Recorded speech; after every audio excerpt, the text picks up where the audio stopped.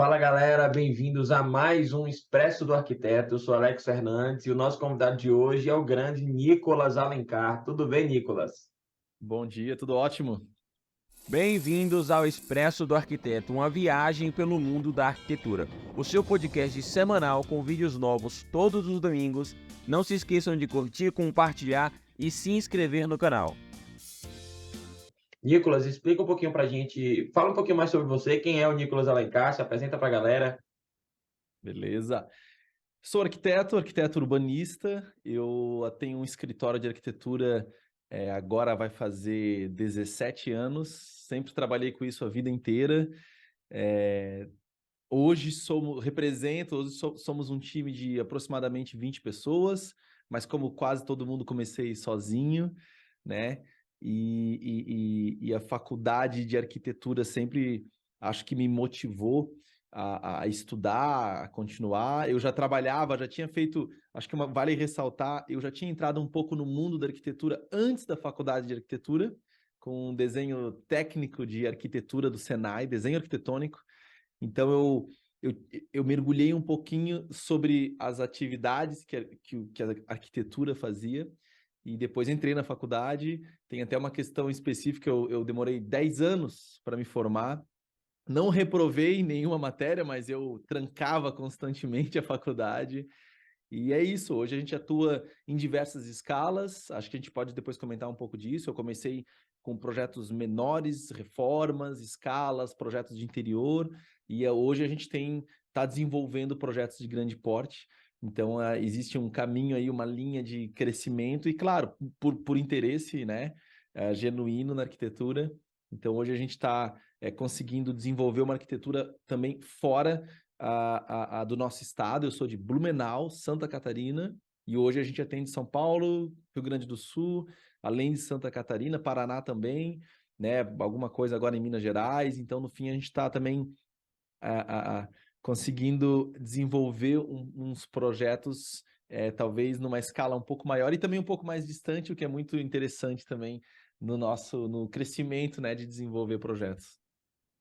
Excelente. Inclusive, já queria começar falando como é que foi esse início de escritório, né? 10 anos aí para formar, então você já tinha experiência, já formou já como arquiteto já mesmo, né? Já devia ter bastante experiência durante esse período. Como é que foi o começo do escritório?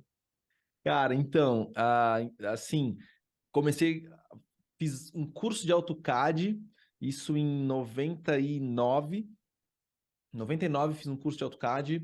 No ano 2000 fui fazer esse curso técnico do Senai e eu entrei na faculdade em 2003. Então eu trabalhava em escritórios de arquitetura nesse período, desenhando projeto de marcenaria. E daí quando eu entrei na faculdade foi legal e ao mesmo tempo desmotivador, porque né, eu queria mais e eu vi que a faculdade, lá no começo da faculdade, especialmente, ela trata tudo muito simples. E no fim das contas, eu tinha que um escritório que eu prestava desenho para outros escritórios. Eu tenho o meu irmão que começou antes de mim na arquitetura, que é o André Alencar, que tem um estúdio oficina 3D. E o nosso escritório, lá no comecinho, a gente trabalhava junto. Então, no fim, o meu escritório não era um escritório de arquitetura, era um escritório de desenho, que fazia desenho para escritório de arquitetura e fazia 3D. Eu fazia as duas Uhum, coisas. Então, era um estúdio, era um escritório só, Alencar Projetos era o nome. uhum. E depois, conforme eu entrei na faculdade, o meu irmão também entrou na faculdade de arquitetura, mas a arquitetura não era o lance dele. E dele saiu da faculdade, e daí lá no meio do caminho, assim, a gente decidiu, cara, eu gosto de projeto, e ele, eu gosto de 3D. Daí a gente se separou, mas continuou na mesma sala, cada um tinha um lado da parede, assim, e daí a gente foi evoluindo, ele, claro, nos 3Ds e eu na arquitetura, e durante a faculdade, nesses 10 anos de faculdade, eu realmente fui aprendendo a ser arquiteto e fui pegando projetos um pouquinho maiores, eram umas reformas, normalmente mais no âmbito sempre de projeto de interior. Uhum. Ah, e claro, fui evoluindo, né?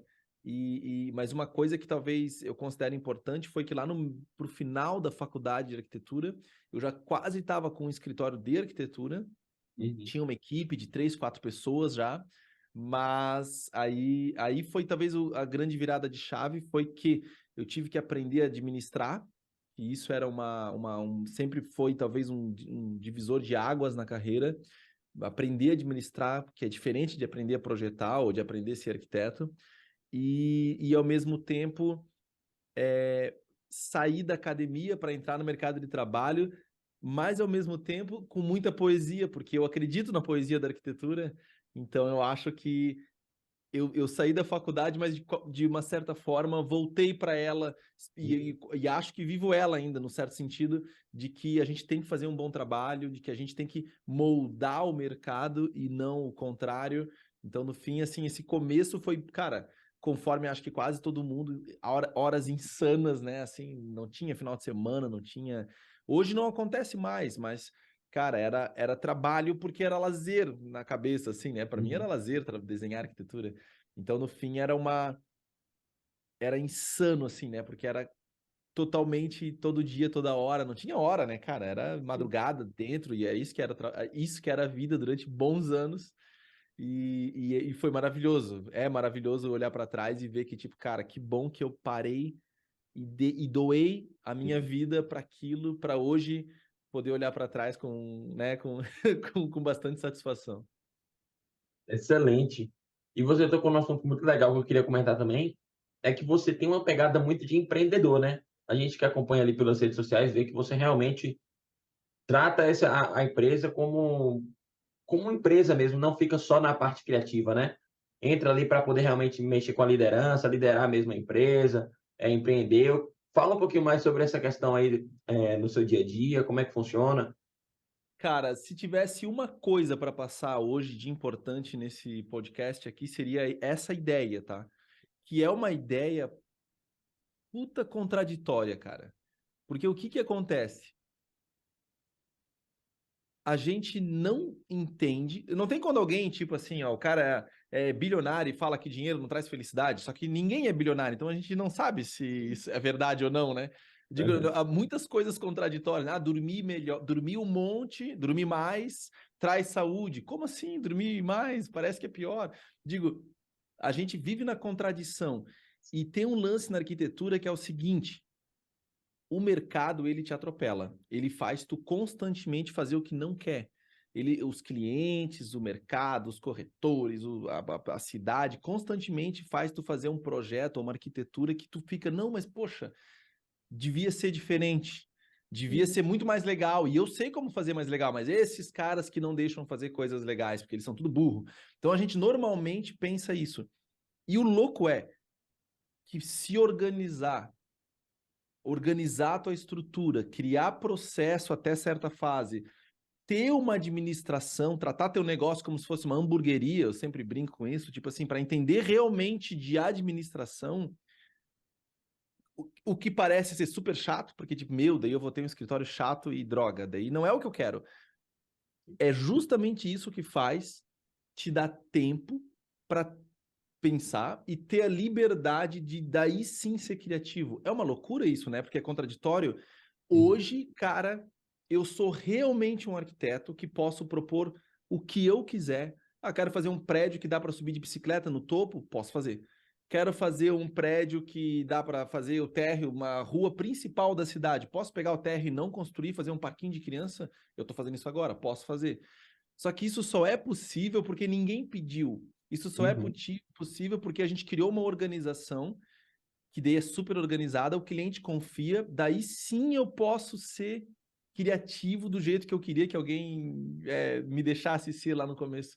Então, o pulo do gato é esse. Eu demorei anos para entender que se eu me organizar o suficiente, eu posso desenvolver uma arquitetura de extrema qualidade. E é aí que é meio contraditório, porque normalmente o cara pensa, não, para eu ser criativo eu não posso ser organizado, eu tenho que ser artista, né? Tipo assim.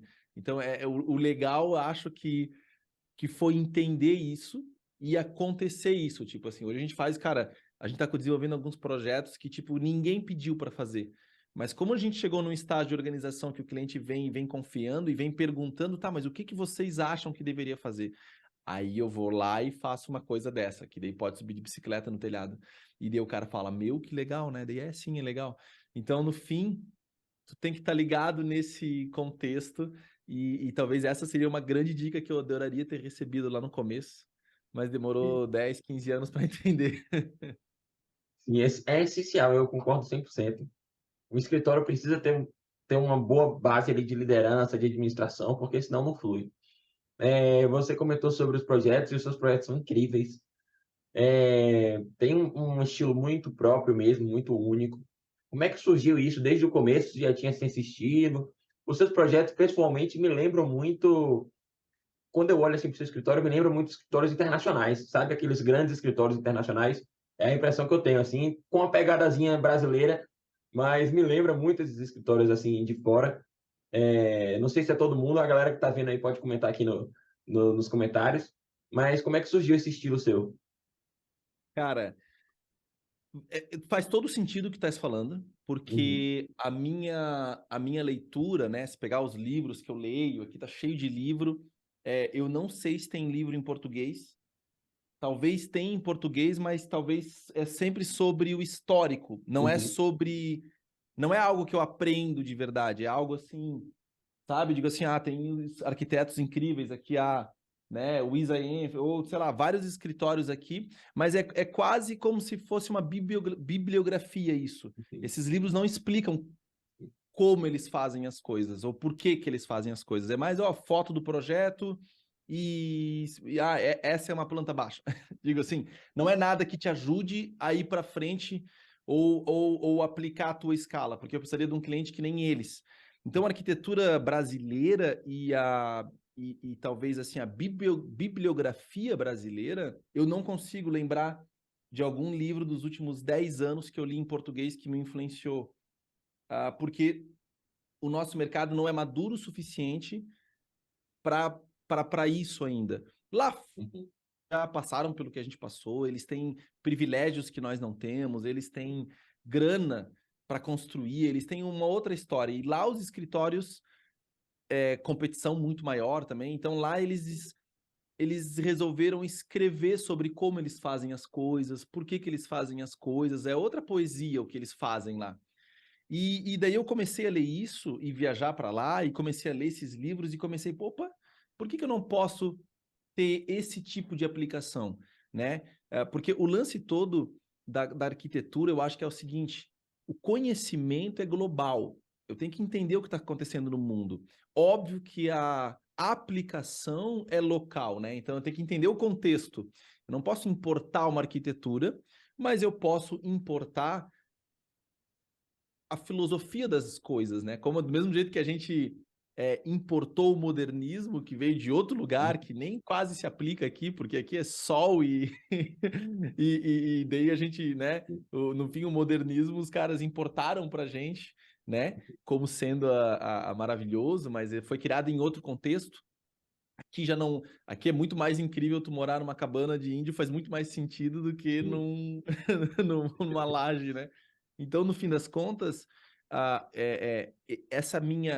esse meu desenho de arquitetura tem a ver com os questionamentos que eu faço, e daí tá mais conectado com esses escritórios lá de fora. Que daí é umas perguntas mais quase existenciais. Por que que eu vou fazer essa arquitetura? Ou por que que um prédio tem que ficar virado para cá ou para lá? Ou como ele performa? O que que é um térreo incrível? Como é que a gente quer morar? Como é que as pessoas vão morar no futuro? Né? Digo assim, o que que é incrível? Qual é o papel do carro? Qual é o papel da bicicleta? Tu vê, são várias perguntas que elas são quase um privilégio se perguntar. E que o mercado hoje não tem essa agenda, porque, cara, o mercado ele vai repetindo o que está sendo feito e nem está pensando por que está repetindo, né? Então, no fim das contas, a minha abordagem por arquitetura vai nesse contexto e, claro, que eu tento aplicar ao nosso contexto. Então, assim, tanto que alguém me pergunta, pô, qual é o teu estilo? Eu não tenho estilo, eu acho que é ruim ter um estilo de arquitetura, não me vejo nunca tendo um estilo de arquitetura, mas eu me vejo apegado ao que eu quero com arquitetura. Então, assim, pô, eu queria que meu prédio reagisse àquela rua diferente, eu queria que os moradores tivessem uma outra experiência. E daí, claro, tem que entender o que que é, porque se é um prédio no topo do morro, provavelmente a vista vai ser incrível. Se é um prédio no meio de um monte de prédio, talvez o térreo permeável vai ser incrível. Se é um prédio no meio do lado de uma escola, talvez ter um parquinho de criança vai ser legal. Se é um Uhum. prédio do lado de uma ciclofaixa incrível, será que eu não posso entrar de bicicleta lá dentro dele? Então, no fim, o contexto vai me dar a resposta da arquitetura, mas o que eu estou interessado é em fazer as perguntas certas para cada projeto. E isso é muito internacional do que eu leio, assim, claro, não é Uhum. tudo isso, mas os escritórios que eu mais admiro estão buscando esse contexto ideal e não só replicando formalismo de arquitetura como se fosse uma escola fechada, e não é isso que tem que fazer. Então, eu acho que eu aceito muito como um elogio isso, tá? Essa história de ter uma arquitetura conectada com os princípios mais globais do que de escolas das décadas passadas. E você está sempre viajando, né? Que também é algo que traz muito a visão de fora, né? Eu estava É, conversando com o Cadu Merece, não sei se você conhece, excelente arquiteto, e ele também viaja bastante. E aí ele estava comentando isso, que quanto mais você viaja, mais você tem uma visão de lá de fora, mais você conhece arquitetos do exterior, mais você consegue voltar para o Brasil e trazer inovações para cá, coisas novas, ideias novas.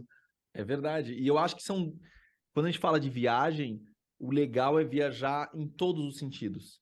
Porque eu posso viajar lendo um livro, né? Tipo, o que estás lendo agora? Às vezes eu me pergunto assim, pô, o que eu tô lendo, né? Que tá. Cara, às vezes eu leio sobre poesia, tipo assim, porque, sei lá, leio, né? Será que tu já leu um livro de poesia? Eu fico pensando. Eu fiquei pensando, pô, mas eu adoro tanto poesia, eu falo tanto essa palavra, mas eu não leio muito livro sobre poesia. Daí eu compro um livro de poesia para ler livro de poesia, porque não que eu entenda tudo, mas vamos explorar isso. Sim. E arquitetura, e daí talvez culinária, e daí eu comecei a andar de bicicleta faz um tempo já, daí eu ando de bicicleta por aí viajo para andar de Uhum. bicicleta, daí, cara, vou para Amazônia. Como é que é a Amazônia? Porque a gente lê tanto sobre a Amazônia, mas tu já foi para Amazônia? Aí eu fiz recentemente duas coisas. Eu fui para Amazônia num resort incrível que só tinha francês. E Uhum. fiquei em Manaus também, lá, cara, chão, complicação do jeito que Manaus é, né? Então, e daí tu pode ir para Brasília, cara, e daí tu vai para Minas Gerais, aí tu, pô, vai para Inhotim. Tem um monte de arquiteto que não conhece Inhotim, por exemplo, assim, sabe? Cara, tá Uhum. louco, cara? Como é que o cara não conhece Inhotim, velho? Entendeu? Então, assim, então viajar é muito bom e nós temos Argentina maravilhosa, cara, Chile, sabe? Então, assim, mesmo aqui em Santa Catarina, cara, tem um monte de cidade incrível, nosso litoral. E claro, se tiver a oportunidade, que nem, né, a gente tem essa oportunidade, eu tenho, então, cara, eu vou para Copenhague. Vou para Londres, cara, vou para Paris, vou viajar para esses lugares e fazer também o roteiro certo, né, cara? Deixa eu ficar em Paris a pé e usar o metrô para fazer tudo e me perder, e ir Uhum. no museu. E o que que eu faço normalmente? Eu estava em Paris agora, e daí eu coloco normalmente, sei lá, no ArcDaily Paris, vejo quais são os projetos. E coloco os Uhum. escritórios que o Lacaton e Vassal ganhou o Pritzker faz um tempo. Pô, daí eles fizeram uma reforma no Palais Tóquio, que é uma intervenção fodida num projeto lá em Paris. Pô, vou lá visitar isso. Daí tu entra lá, daí tu, pô, que animal isso aqui. Então tu vê, dá para procurar isso, sair do mainstream, né? Sair dos lugares que são comuns e dá para aprender muito. Só que tu também tem que ter olhar, porque dá para ir para Paris, cara, ver a Torre Eiffel e comer croissant e não ver nada. Mas dá Uhum. para ir para Paris e ter uma experiência que tu volta renovado, né, cara, como arquiteto. Então, no fim, a viagem, ela não é só de avião.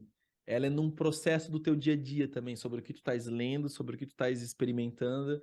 Eu acho que isso tudo afina nosso gosto, afina nossos paladar, porque a gente vive querendo que todo mundo mude de ideia. Então vamos a gente também aprender a ter empatia por outras visões de mundo, né? Sim, com certeza. E você comentou aí do Prates, que eu já lembrei aqui que o seu escritório tem vários prêmios, já ganhou vários concursos. Como é que funciona essa questão? Você sempre se inscreve nesses concursos? Porque assim, algo que eu já entrevistei alguns arquitetos aqui que também participam desses concursos, mas eu acho que para a maioria da galera não é algo tão comum. Então, muita gente tem dúvida como é que funciona. Você é convidado a participar do concurso, você se inscreve. Quando que você começou a participar desses concursos? Como é que funciona isso? Legal isso, tá? Porque assim, existem vários tipos de reconhecimento, Uhum.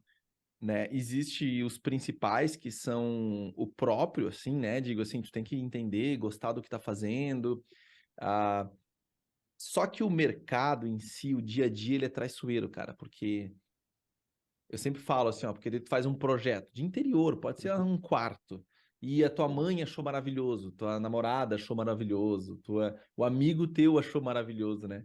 Mas será que ele tá maravilhoso? Será que ele é um projeto incrível? Quem chancela isso, né, cara? Sim. Então, daí tu faz uma casa.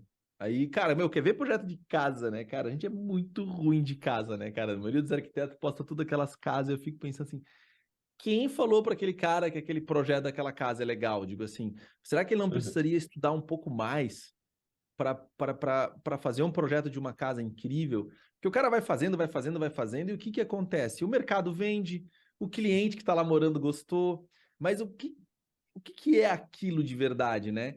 Então, acho que a história dos concursos é uma busca por uma aprovação, vamos chamar assim, mas quem que chancela uma arquitetura de qualidade? É os pares, mas quais pares? Pô, é os pares com autoridade. Então, assim, eu acho, eu tô só começando nisso, vou ser bem honesto, a gente tem alguns prêmios, mas eu sinto no início agora, até porque as nossas obras estão em execução, eu sinto que a gente está vivendo um momento agora em que eu tenho muito projeto e pouca obra executada de grande escala. Nem importa a grande escala, mas assim, com a qualidade que eu quero. Então, eu imagino que nos próximos 5 anos a gente vai ter quase uns 10 prédios que eu realmente interessa a filosofia que a gente desenhou. Então, eu imagino que nos próximos 5 anos a gente vai ter um outro escritório. E sim, eu estou interessado em a opinião desses pares que têm autoridade. Por isso é tão importante eu inscrever eles em projetos, em concursos, né, renomados, nas quais os pares que eu almejo estar junto estão jogando. Então, assim, pô, pega o Snorreta, né, sei lá, um escritório Snorreta, ou escritórios que eu considero de produção fodida, a UEMEA, né, grandes escritórios, o Kobe, o Big, são escritórios internacionais e mesmo locais, alguns escritórios do Brasil que nos inspiram, ganham alguns prêmios. E daí eu pesquiso eles, tipo, pô, mas o FGMF, cara, eles ganham um prêmio tal. Pô, eles ganharam aquele prêmio. O que que é aquele prêmio? Que, né, falando do escritório super premiado brasileiro, que vem modificando muito a arquitetura do cenário nacional. Pô, a FGMF ganhou o prêmio tal das BEA, tal, ou vários outros. O que é esse prêmio? Pô, esse prêmio é isso aqui, tá bom. Como é que faz? Que normalmente se tu der Google e ir atrás de verdade, tu descobre. Aí, pô, então são prêmios que os nossos pares que têm autoridade chancelam. E daí não é mais o fornecedor ou o cliente ou a minha mãe dizendo que meu projeto é legal e que eu sou um bom arquiteto. É uma instituição chancelando o que tu estás fazendo. Eu, particularmente, entendo que esse é um caminho que vai me satisfazer bastante, porque eu quero fazer parte desse time, eu quero jogar na liga A dos escritórios de arquitetura. E para jogar lá, eu tenho que ter alguns prêmios. E para ter prêmio, não é comprando, o prêmio é aqui. Eu tenho que sentar a bunda no escritório, estudar e fazer uma arquitetura relevante. Então, assim, tudo volta para eu estudar. Mas é um caminho que eu entendo esse processo. Então, tanto que a gente ganha alguns prêmios, por exemplo, que são prêmios de, sei lá, de núcleos de decoração, vamos chamar, ou outros prêmios que não é uma curadoria de um par que tem autoridade. Então, esses prêmios não é que é ruim ganhar, mas eles não têm peso de verdade, né? Ganhar um prêmio por pontuação, por exemplo, assim, ele não é um prêmio que eu considero relevante, não é isso que eu trabalho, não é para isso que eu estudo. Eu quero que tenha um júri técnico que consiga avaliar meu trabalho, porque eu quero receber prêmios pelo meu trabalho, não pela minha atuação. Então, né? Então, assim, é uma busca que hoje os arquitetos têm que entender esse processo, né? A gente vê muito premiação acontecendo, mas, cara, tanto que eu vou te confessar que os meus prêmios que eu realmente busco, eu não ganhei ainda nenhum. Os que eu realmente quero. Porque eu sei que eu preciso maturar mais, eu sei que eu preciso ter mais obra construída, e daí eu preciso estar desenvolvendo. Mas, ao mesmo tempo, temos tempo nessa vida, né, cara? Então, calma. Muito tempo, né? Você é muito novo ainda, tem muito tempo aí para crescer o escritório. E com relação a esses prêmios, eles são muito valorizados fora do país, né? Principalmente. Você chega na Europa, um Cara, escritório mas premiado é outra coisa, né? é cultural, cara. Deixa eu te fazer uma pergunta. Cara, é que daí isso é cultural. Por isso que eu bebo muito da fonte externa. Não é Uhum. porque eu tô achando... Mas é que não tem crítico de arquitetura no Brasil, porque a gente não tem esse privilégio de ter. Tem alguns, Sim. óbvio. Tem 2, 3 fazendo um trabalho incrível, mas não é uma massa cultural. Por Uhum. exemplo, cara, quantas vezes tu abre o jornal e tem alguém falando de arquitetura no jornal? Nunca. Por quê? Porque isso é quase um Verdade. privilégio. Entendeu? A gente tá tão discutindo política e religião e a Uhum. gente tá tão brigando por futebol, é tão ignorante ainda a nossa cultura que para falar de arquitetura é quase como falar de um pianista, tipo assim, tu entende? Eu sempre falo assim, cara, tanto que alguém pergunta assim, né? Pô, mas a arquitetura é importante? Eu falo, cara, é igual um pianista. Não precisa, nós não precisamos de pianista para viver. A gente não precisa de sal na comida. A gente não precisa de tempero. A gente não precisa Uhum. de vinho. A gente não precisa de nada disso. Só que a alma precisa, né, cara? A gente não precisa nem escrever, não precisa ter literatura, não precisa ter poesia, não precisa ter música para viver, cara. Mas para a alma precisa. A arquitetura é meio que isso. Dá para fazer umas caixas quadradas para morar? Claro que dá, mas dá para fazer uma coisa incrível se a gente quer transcender. Então, o lance dos prêmios lá fora é porque lá fora eles já passaram por várias situações e eles têm a cultura de achar isso interessante, né? Uhum. De achar um pianista interessante, de achar um arquiteto interessante. Então, essa discussão sobre arquitetura ela é cultural. Então, Sim. a gente, como não tá nisso ainda, a gente não acontece isso ainda. Pô, a gente tá fazendo um trabalho incrível em Blumenau, por exemplo. Uma Uhum. cidade relevante pra caceta, mas é uma cidade pequena. Ah, cara, a arquitetura não entra nas conversas aqui, porque, cara, como um pianista não entra nas conversas aqui, então, assim, não, né, não falta cultura. Diferente que tu ir para uma cidade pequena lá da Suíça, cara, lá os Sim. caras discutem arquitetura, porque eles discutem música clássica e discutem a obra de. Então, tem a ver com o lance cultural, essa realização. Então, com certeza a gente quer fazer parte e se inscreve em muito prêmio lá fora, porque eles têm esse olhar, coisa que aqui a Sim. gente tem, mas é muito pouco, Tá dado o começando, tamanho né? do nosso Brasil. Tá começando. Ainda tocando nesse assunto do exterior, eu vi você já falar algumas vezes em entrevistas e tudo, que você tem um sonho aí de ter uma sede em Nova York, né? Como é que está aí o planejamento para o futuro da empresa? Vocês pretendem expandir mais para a parte internacional? Pretendem focar mais aqui no Brasil? Como é que você vê assim, o futuro da Alencar Arquitetura? Cara, faz um tempo eu li um livro chamado Delirious New York. Não sei se Uhum. vocês já ouviram falar. Ele tá até aqui do meu ladinho, porque eu volto para ele de vez em quando. Peraí. De vez em quando eu leio ele, tá? Ah, muito É um legal. livro de 78, cara, do Koolhaas, do Ren Koolhaas, um dos fundadores da Uhum. que é esse escritório internacional que, cara, desde a Zaha Hadid até o Bear Kingos, até todo mundo já trabalhou nele, e ele é meio que quase é ainda o principal escritório de arquitetura mundial. Uhum. E, cara, e eu me apaixonei por Nova York, eu já conhecia Nova York, e voltei lá algumas vezes, e Nova York tem essa história de ser essa história é, pontual da história recente. E eu sempre quis fazer um prédio em Nova York, porque eu Uhum. acreditava que talvez aquela arquitetura que eu queria fazer só era possível num lugar que nem esse. Uhum. O que aconteceu nos últimos anos foi que eu vi que eu posso construir um prédio com tamanha relevância aqui no meu contexto. Então é óbvio que eu adoraria construir um prédio em Nova York. É um sonho, mas Uhum. construir um prédio em Blumenau ou em qualquer cidade que poderia ser construído em Nova York muda a perspectiva da história. Eu acho que eu amadureci nesse sentido. Então, hoje eu vejo muito mais relevante fazer um prédio no meu contexto, com as habilidades e qualidades e performa como se pudesse estar em Nova York, ou às vezes até melhor que alguns de Nova York. Então, isso que eu senti, e ao mesmo tempo eu estou ganhando muita liberdade projetual. Então, a gente tem Uhum. projetos hoje, cara, a gente está desenvolvendo agora mesmo um projeto que tem 300 mil metros quadrados, assim, mas de arquitetura, não é uma Uhum. fábrica, é de arquitetura. Sim. Então, é algo, e é poesia, cara, é poesia. Então, assim, eu quase sinto que eu não preciso ir para lugar nenhum e que eu posso fazer uma arquitetura relevante aqui no meu escritório, que eu almoço em casa, vou buscar minha filha na escola, e tem um parque aqui do lado, e ando com ela de bicicleta, e tenho uma qualidade de vida incrível, tô no meu contexto, e tô mudando o meu entorno, a minha cidade, os meus amigos, a minha vida. Então, eu acho que uma evolução disso é isso acontecer. Claro que, talvez com o passar dos anos, faça sentido ter escritórios em outros locais. E se isso acontecer, com certeza, talvez eu abrace, especialmente se minha filha crescer, porque agora ela tem só 5 anos.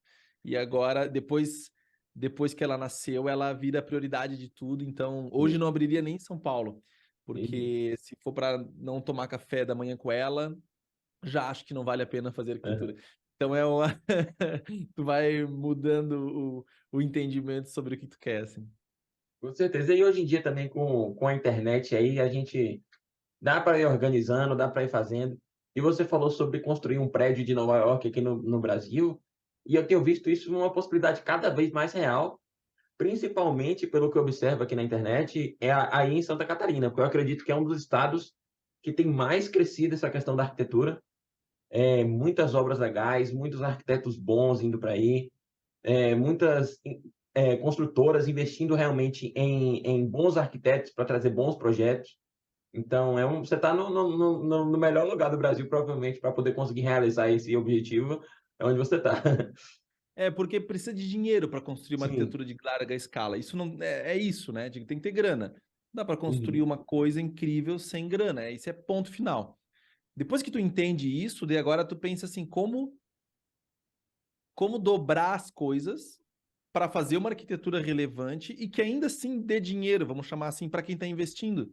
Sim. O pulo do gato é esse. O pulo do gato não é ir contra a onda. Cara, a onda e a maré, ela vem. Ninguém muda a maré, né? Ninguém muda a Uhum. onda. A onda vem, cara, não tem força humana para mudar a onda. Sim. Mas tu pode surfar ela, tu entendeu? Então, na verdade, dá para mudar, dá para direcionar o que o Uhum. mercado iria fazer, mas daí tu aplica tua posição e daí tu muda ela um pouco. Então o lance é isso, porque a construção civil aqui do estado de Santa Catarina, eu acho que é a maior do Brasil em valorização, acho que o metro quadrado Uhum. mais caro do Brasil é aqui, mais que São Paulo até, só que a produção arquitetônica num contexto geral de Santa Catarina é um lixo, né? As nossas construtoras do litoral, cara, elas constroem neoclássico. Uhum. Tu entende assim? Então, assim, ó, é uma ignorância sem fim, entendeu? Digo assim, porque é só ignorância, né? Uhum. Não é maldade de verdade, é só falta de conhecimento. Porque é quase, né? Digo assim, porque dá trabalho mudar, entendeu? Então, assim, é todo um lance complexo, mas em vez de eu cruzar os braços e pensar, meu, que bando de gente idiota, e não querer fazer parte do jogo, porque eles não entendem, blá, blá, blá, não. Cara, vamos conduzir esses caras, vamos ir lá e vamos, gente, olha só, sabia que se a gente ir por aqui vai dar tanto dinheiro quanto? Sabia que se a gente ir Uhum. por lá, tal, e também parar de fazer pergunta, posso fazer isso, posso fazer isso? Não, vai lá e mostra, ó, isso aqui vai Sim. acontecer isso. Então, eu sei que uma arquitetura de qualidade dá mais dinheiro que uma arquitetura pobre, mas o sistema não sabe. Por isso que os caras fazem prédio à beira-mar, em balneário neoclássico, porque eles não sabem, eles não têm o conhecimento que precisa ter. E ao mesmo tempo, se eu ficar aqui reclamando, que é o que acontece, então Uhum. aí nada muda. Então, o Sim. certo é eu arregaçar as mangas e me enfiar na lama, né, cara? Então, assim, vai lá, se suja, entra no mercado, cai na porrada, vai ganhando discussão, vai criando movimento, vai. Agora, recente, nos últimos anos, começa a ter arquiteto paulista, especialmente, que a Escola Uhum. Paulista de Arquitetura é a melhor do Brasil, né? De expressão, né, cara? São Uhum. Paulo tem uma produção arquitetônica Sim. incrível, né? O Rio de Janeiro tinha, não tem mais, né? Uhum. Minas Gerais também talvez uma cidade legal. Porto Alegre, Rio Grande do Sul começou a ter agora. Curitiba, cara, Paraná, com os prédios, talvez até os 2, 3 prédios mais legais, ou o prédio mais legal em construção no Brasil é Curitiba. Então, assim, no fim, começou esses grandes nomes vir para Santa Catarina, mas tu pega o nosso litoral, talvez exceção de Floripa, mas tu pega o nosso litoral, não consigo lembrar de um escritório de arquitetura, acho que nem tem algum escritório de arquitetura relevante. no litoral catarinense, tá? Talvez Floripa tem alguns nomes legais, né? Então, assim, tem procura, tem construção, tem gente, tem grana, tem tudo aquilo, e agora está acontecendo de vir nomes, cultura, informação. Então, cara, tá muito legal, porque daí agora, sei lá quem, o Isa vai fazer um prédio agora aqui numa praia, o sei lá quem tá fazendo um outro projeto, a construtora tal orçou com o Norman Foster, rola assim, né, cara? É que eles não sabem o que fazer, eles acham que trazer o Norman Foster é inteligente, mas, digo, e tem tanto arquiteto incrível aqui, né? Mas assim, então no fim eles estão começando a entender, porque é um processo de amadurecimento, né? Então no fim, cara, tá sendo lindo. Eu acho que os próximos 10, 20 anos, essas grandes construtoras vão abraçar essa causa, vão desenvolver arquitetura de qualidade e vai ser animal aqui do lado, né? Talvez aqui é uma próxima Nova York. É muito massa. Excelente. Ô, Nicolas, e você comentando aí dos seus projetos, eu queria que você citasse 3 projetos, não precisa ser os favoritos, não, para os clientes não ficarem com ciúme. Mas cita 3 projetos, fala um pouquinho sobre eles, que eu queria colocar aqui as imagens para o pessoal ver. É interessante para o pessoal poder conhecer realmente, vendo aqui no vídeo, um pouco mais do escritório. Massa, massa. Cara, eu diria que um projeto que ele vai ser entregue agora, começo de 24, começo do ano que vem, é um projeto muito legal que é o Kaiser Straße. Kaiser Straße tem talvez um nome estranho, mas é porque isso é um nome alemão, né, cara, quase austríaco, que Straße, é rua, Straße, na verdade, é rua, Straße, na real, que é rua, e Kaiser é tipo imperador, a rua do imperador. A gente tem uma rua em Blumenau que sempre foi a mais importante, que é a tal da rua agora, a tal, atual Alameda Rio Branco. Sim. E essa rua se chamava, durante, sei lá quantos anos atrás, Kaiserstraße. E daí a gente deu o nome da rua ao nome do prédio, tudo simples. E Blumenau soa lindamente aqui, tá? E é um prédio em que ele foi projetado de forma paramétrica. Então a gente usou de tecnologia, eu estava muito com o time aqui surfando essa onda. Então a gente trouxe a parametria, escalonou o projeto, inclinou as lajes e os ângulos por causa da rotação do sol, trabalhou em balanço. Então a gente, cara, trouxe uma arquitetura com muita inovação para Blumenau, né? Daí, claro, daí a gente fez o papel de casa, cara, trouxe um paisagista para cuidar de toda a vegetação, porque vai ter árvore em tudo, trouxe escritório como Nietzsche de Sampa aí para fazer toda a comunicação, né? A J8 vai fazer paisagismo, cara, trouxe uma equipe técnica que podia estar trabalhando em qualquer cidade do mundo. Então a gente desenvolveu uma arquitetura super relevante aqui em Blumenau, cara, onde os caras estão, onde não tem nem nada sendo feito assim, né? E a gente conseguiu, cara, agora alguns tipos de reconhecimento, alguns prêmios. Eu estou bem ansioso para o projeto ficar pronto para poder fotografar ele. Então, assim, é muito legal esse desenvolvimento. Então, acho que esse prédio para nós foi um divisor de águas, porque a gente viu que uma arquitetura de qualidade pode sim trazer benefício e ter uma procura fodida. Assim, na real, o prédio já nasceu vendido, não tem apartamento para vender desde sempre, a gente nem limpou o terreno, não tinha... E até hoje, todo mundo quer comprar, todo mundo quer... Mas, cara, então, tu vê que uma arquitetura mesmo complexa, se bem explicada, ela vira um objeto de desejo, né? Então, a gente tá bem feliz com esse projeto. Eu vou citar um segundo projeto que também é aqui em Blumenau, que é o Hans Bros, que é um prédio também residencial, mas ele é um prédio residencial. Até talvez assim, ó, vou voltar um pouquinho e falar do Kaiserstraße. E agora eu vou explicar, talvez assim, algumas coisas que para o arquiteto faz sentido. Aquela rua Alameda, ela é linda e maravilhosa e todo mundo anda a pé ali. Só que todos os lançamentos dos prédios que estão acontecendo, eles são todos murados, por exemplo. Tem tudo muro. Parece uma coisa horrível, assim, cara. E o nosso... Destrói a rua, né? Cara, só que ali tem o certo daquela esquina era ter restaurantezinho, era ter uma coisa muito legal. Então o prédio, a gente abriu a esquina inteira e colocou o salão de festa bem na esquina. Vai atuar como se fosse um restaurante na esquina. Então vai ser muito legal essa relação do prédio com a rua. A gente abriu ele. Outra coisa, não tem cobertura. Todo mundo sempre quer cobertura aqui em Blumenau. Cobertura, não sei o que lá. Cara, não tem cobertura. A gente fez uma área comum lá em cima. Porque os prédios novos aqui em Blumenau, também os caras botam a piscina lá embaixo, no térreo, e estão sempre cobertos, nunca tem sol. Então a gente também fez uma história lá em cima de uma piscina, pressurizou, não tem caixa d'água, nos nossos prédios não vão ter aquelas marcas das construtoras nas caixas d'água, não tem assim Aham, a breguice em pessoa. sim. Então, assim, em obra. Então, assim, e também ao mesmo tempo a gente criou uma inversão de valor onde os apartamentos maiores são mais baixos e os menores são mais altos. Então também muda uma relação de entendimento do que é mais legal, porque os mais legais são os mais baixos. E, e várias outras questões, mas no fim, alguns pontos deixam aquele projeto performar diferente do que o prédio do lado ou da frente. Esse prédio, o outro projeto, que é o Hans Bros, ele já é um projeto todo em concreto, aparente, cara, animal. E ele vai ter, porque o Hans Bros foi um grande arquiteto, talvez o arquiteto mais importante que já pisou em Santa Catarina, morou em Blumenau, tem uma obra super relevante.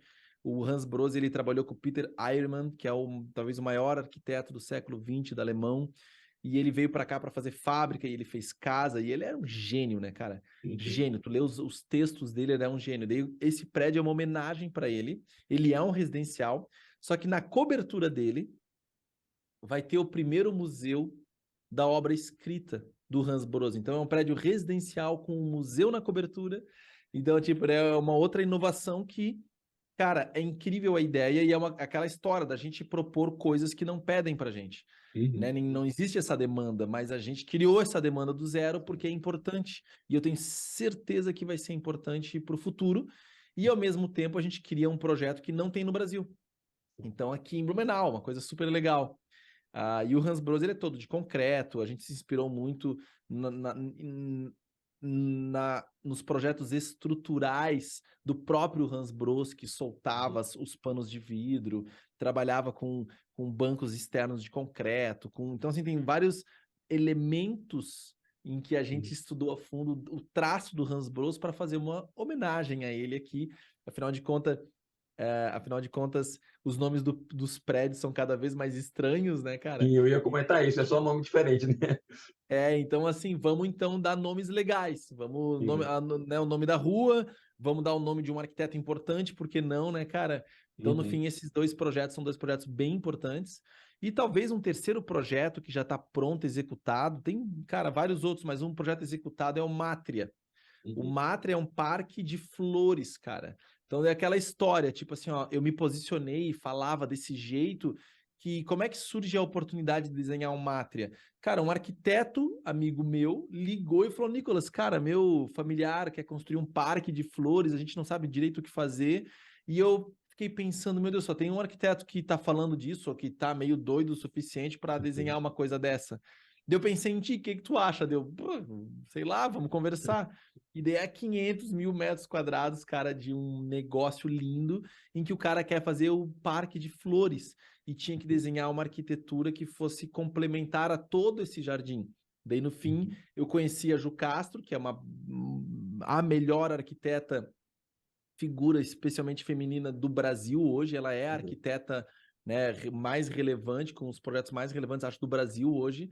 E ela é uma paisagista e botânica incrível, então trouxemos ela, convidei ela, e ela, obviamente, assume todo o protagonismo e desenvolve inúmeros jardins, milhares de plantas desenhadas à mão, e a gente faz uma arquitetura complementar e daí desenvolve um projeto que eu tive a oportunidade que o Leonardo Finotti fotografou. Então tem fotos lindas desse projeto.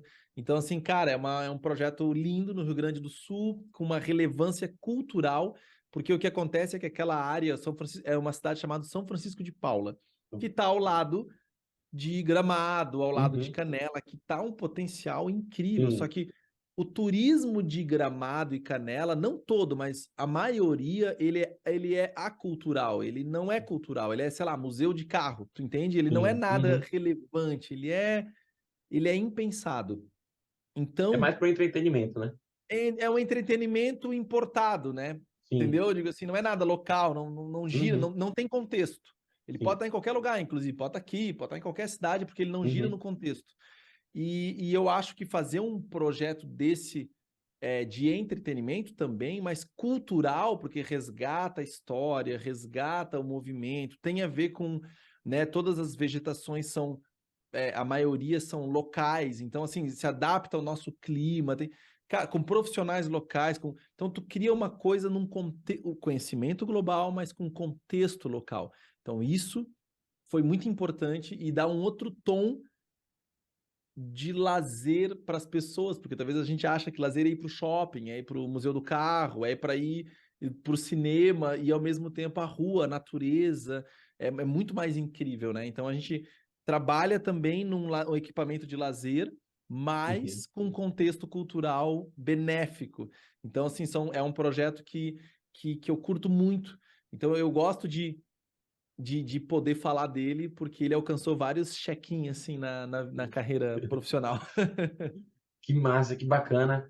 A galera viu aqui as imagens todas, muito legal. Mas, Depois de todos esses anos de experiência, se você pudesse dar aí um conselho para quem está começando, a maioria dos nossos telespectadores aqui, da galera que está assistindo, a grande maioria são estudantes de arquitetura, arquitetos já formados, né? Se você pudesse dar uma dica, um conselho para quem está começando agora, né? Qual seria? é meio doido o que eu vou dizer, mas assim, tem que estudar, óbvio, tem que continuar estudando, e daí tem que estudar de verdade, mas assim, busque fazer as duas coisas. Busque entender de administração e ser um bom empresário dentro do ramo da arquitetura, dentro da tua carreira, lendo o que tem que ler, não caia em jargão, leia de verdade a Uhum. administração, e ao mesmo tempo não abandona a poesia. Ao mesmo tempo, corre para o lado artístico, corre para a poesia, busca satisfação.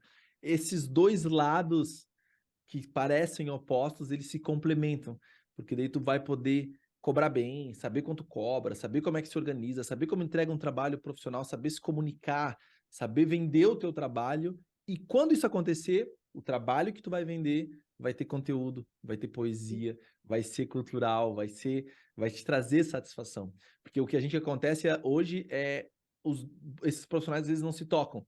O cara que quer poesia, daí ele quer viver num ateliê e ele não quer saber de mercado de trabalho e ele não quer. A gente tem um caso icônico do Oscar Niemeyer, que foi trabalhar no mercado imobiliário, fez o Copan e daí Uhum. não gostou e criticou um monte, o mercado imobiliário é horrível. Só que ele se esquece que nem todo mundo tem condição política de ser convidado para desenhar uma capital. Então, na ingenuidade dele, Uhum. na verdade, no fim das contas, cara, o segredo nosso é entrar no mercado, é entrar onde o dinheiro tá, mas entregar poesia, entregar qualidade, entregar valor, e esse é o trabalho. Então, assim, hoje esses dois profissionais às vezes não se encostam. Parece que um escritório é extremamente pragmático e business e trabalho e responde ao mercado, ou o cara é um ateliê e desenho e curte arte e tal. E o lindo disso, cara, é juntar essa galera e tu entender cobrar, entender influenciar mercado, mas quando entregar, quando for desenhar, entregar poesia. Então, essa é a junção que eu acho que eu busco e que eu tenho entendido que tem dado muito certo e é o que eu aconselharia a buscar. Tipo, esse caminho eu acho Esse que é é o uma caminho. meta. Tipo assim, ó, fazer o que eu quero e ser pago e ser bem pago por isso. Excelente. Ô, Nicolas, depois de toda essa conversa aqui, teve algum assunto que você queria falar que a gente não abordou? Cara, eu talvez continuaria nisso porque eu acho que cada um vai fazer o seu caminho, tá? Eu mesmo tento, me pego me comparando e é muito ruim isso. Uhum. Não dá para se comparar, mas dá para se comparar consigo mesmo. Sim. Então, esse é o exercício difícil de fazer, né? Digo assim, avaliar friamente quem eu era um ano atrás, que conhecimento que eu tinha, para como é que eu estava vendendo o meu trabalho, como é que eu Uhum. estava entregando o meu trabalho e como é que eu estou entregando hoje e, e ter esse lado crítico, assim, de verdade. Comprar livro, cara, ler o que os caras estão pensando, entender se tu tá pensando por aí, e dá para aplicar tudo, né? É louco, porque a arquitetura é muito fácil de ver. Cara, Uhum. me manda um trabalho teu que tu fez, um prédio há um ano e um prédio de hoje. Imprime os dois, coloca um do lado do outro, cara. E aí? Como é que tá? Pô, o que que mudou? Não, não mudou muita coisa. Ah, porque o cliente me pediu a mesma coisa. Não, cara. Teria que ter evoluído ali. Ou uma casa. Pega um cliente fazendo uma casa igual 10 anos depois, cara. Imagina que saco de carreira isso, cara. Tipo, não, evolui. Então, no fim, ser crítico é muito importante com o que tu era, ou com o que tu é agora e como mudar. Então, e tem uma coisa que talvez eu queria dizer que é a barreira da língua, tá, cara? A gente tem que falar inglês, tá? Porque tudo incrível. Eu tô agora com um YouTube aqui aberto, que é uma palestra do Dan Stubegard, que ele é do Kobe, e é inglês, cara. Então, assim, ó, a barreira do inglês, ela ferra a gente. E ele tá falando coisas muito legais, que eu consigo tirar daquele contexto e aproveitar no meu. Só que eu teria que saber falar inglês. Então, né, eu digo assim, então, a barreira da língua para estudar arquitetura, fundamental. Não ler e não falar inglês sendo arquiteto, cara, eu não vejo dar certo, tá? Nem imagino como seria uma carreira sem poder ler inglês ou falar inglês. Não faço nem ideia de como é que seria, tá? Com certeza, todo o conteúdo que a gente tem tá em inglês. Para tudo, né? Para qualquer área, assim, tanto de arquitetura, de arquivis, que é muito importante hoje você ter uma boa representação dos seus projetos. A grande parte do conteúdo está em inglês. Na parte de científico, cara. arquivis, a gente ainda tem a sorte de ter o Ander. E o Ander já supre todas as necessidades aí desse mercado É aqui no verdade, Brasil. cara, é verdade. Mas na arquitetura não temos. É. Os grandes líderes da arquitetura, os que estão falando as coisas legais, os que estão se movimentando, eles não falam português. Ponto. E nos últimos 20 anos, isso que aconteceu. Não querendo... Cara, eu não quero aqui parecer que não dou bola, porque tem grandes caras aqui no Brasil. Só que não vai dar para se sustentar em 2, 3. Tu vai ter que sustentar, tu vai ter que ler 50 caras. E desses 50, 48 não estão falando em português, então não tem segredo. Exatamente. Nicolas, a gente está chegando ao final da nossa entrevista. Foi um prazer enorme ter você aqui com a gente, né? Eu espero que no futuro a gente possa conversar mais vezes. E foi muito bacana. Eu tenho certeza que o pessoal vai adorar o nosso bate-papo. Mas, pô, eu que agradeço o convite. É sempre inspirador falar de arquitetura. E quando eu falo, eu também vou aprendendo. Porque daí tu vai pensando nas coisas, assim, tu vai refletindo. E é muito importante isso. Fico feliz se tiver ajudado alguém a refletir um pouco. E não que tem que achar o que eu tô falando tá certo. Com certeza não. Mas pelo menos acende uma luz amarela. Opa, será que talvez eu possa repensar sobre alguma coisa? Então isso já é suficiente. Excelente.